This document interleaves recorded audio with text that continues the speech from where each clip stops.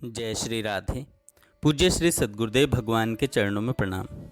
पूज्य श्री भाई जी कहते हैं, नाम जप में और मंत्र जप में इतना ही अंतर है कि मंत्र में विधि की प्रधानता होती है और नाम में श्रद्धा की। नाम किसी प्रकार भी विधि अविधि पूर्वक लिया जाए तो लाभदायक होता है और मंत्र का अविधि पूर्वक जप करने से कहीं कहीं उससे हानि भी हो जाया करती है।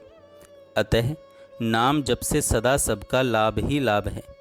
साधक को चाहिए कि वह व्यर्थ का बोलना बंद कर दे और उठते बैठते चलते फिरते शुद्धि अशुद्धि में जीभ से बराबर भगवान का नाम लेता रहे। अपने जिम्मे का काम सब करे पर काम भर को बोले और जीभ को लगाए रखे। भगवान के नाम जप में व्यर्थ बोलना बंद कर देने से 4 लाभ होते हैं। झूठ छूटता है पर निंदा छूटती है, व्यर्थ की चर्चा छूटती है तथा वाणी में शक्ति आ जाती है। जीभ के दोष से बचने के लिए यह आवश्यक है कि हम अधिक समय तक मौन रहें और इस प्रकार की प्रतिज्ञा अवश्य कर लें कि अनिवार्य हुए बिना बोलेंगे ही नहीं, तथा वह भी आवश्यकता भर, अधिक नहीं, और वह भी अच्छी तरह सोच विचार कर, जहाँ तहाँ जैसे तैसे नहीं। दूसरे, यह निश्चय करें कि वाणी भगवान का नाम लेने के लिए मिली है, अतएव उसको बराबर भगवान का नाम लेने में लगाए रखना है। आवश्यकता होने पर कम से कम बोलकर पुनः भगवान का नाम लेना आरंभ कर देना है। वे लोग सचमुच बड़े भाग्यशाली हैं जिनको बहुत कम बोलना पड़ता है और जो निरंतर भगवान का नाम लेते हैं। प्रातःकाल उठने से रात्रि में सोने तक जीभ से निरंतर भगवान का नाम आता रहे, इसकी पूरी चेष्टा करनी चाहिए। इससे अपने आप बोलना कम हो जाएगा और पर चर्चा को अवकाश ही नहीं मिलेगा।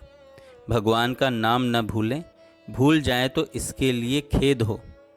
भगवान नाम जप करते समय उसे सुनते रहें, इससे मन को उसमें लगना पड़ेगा। इससे मन को उसमें लगाना पड़ेगा। बिना मन को उसमें लगाए नाम सुन न सकेंगे। मन में यह विश्वास होना चाहिए कि नाम भगवान ही है। भगवान जब हमारी जीभ पर आ गए तो भगवान के सारे दिव्य गुण हमारे अंदर आ गए।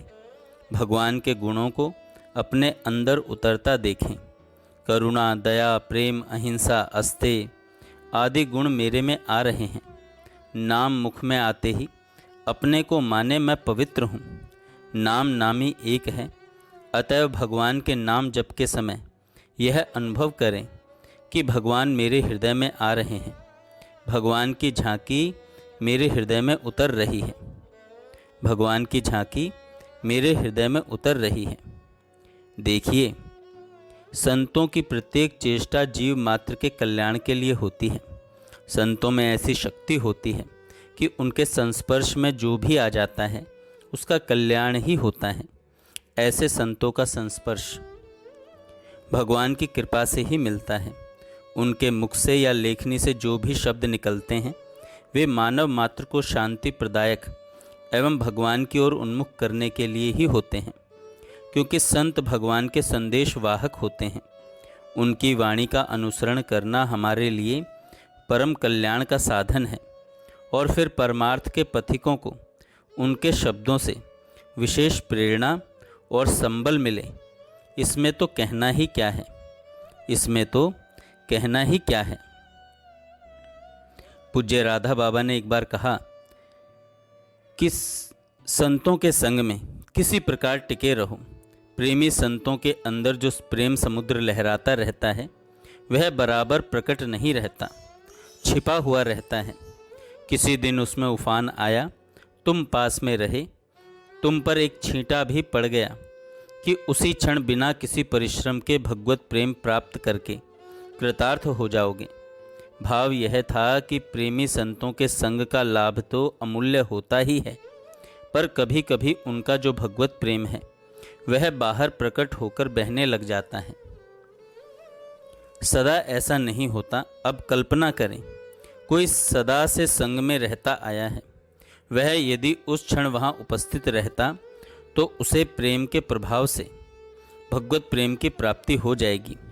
इसलिए कोई भी दूसरी लालसा, दूसरी शर्त न रखकर धैर्य रखकर संतों का संग करना चाहिए। वास्तव में बात यह है कि भगवत प्रेम साधना से नहीं मिलता, यह तो उसी को मिलता है जिसे भगवान या कोई प्रेमी संत दे दे। मोक्ष साधन से मिल सकता है पर भगवत प्रेम नहीं।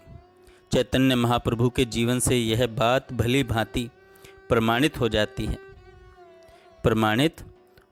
है।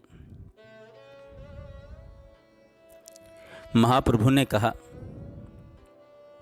एक भक्त थे, वे बेचारे सबको प्रेम में विभोर होते देखते, पर उनको भगवान का प्रेम नहीं होता। एक दिन वे चैतन्य महाप्रभु का चरण पकड़कर रोने लग गए। चैतन्य महाप्रभु ने कहा, अच्छा, कल गंगा स्नान करके आना। कल हुआ, वे गंगा स्नान करके आए। प्रभु ने उन्हें छू दिया। उसी क्षण वे प्रेमावेश से मूर्छित होकर गिर पड़े। सचमुच भगवत प्रेम कुछ इतनी विलक्षण वस्तु है कि जहाँ कहीं भी प्रकट होता है वहाँ प्रायः ऐसे ही एकाएक प्रकट होता है। श्रद्धा होनी चाहिए। जय श्री राधे। जय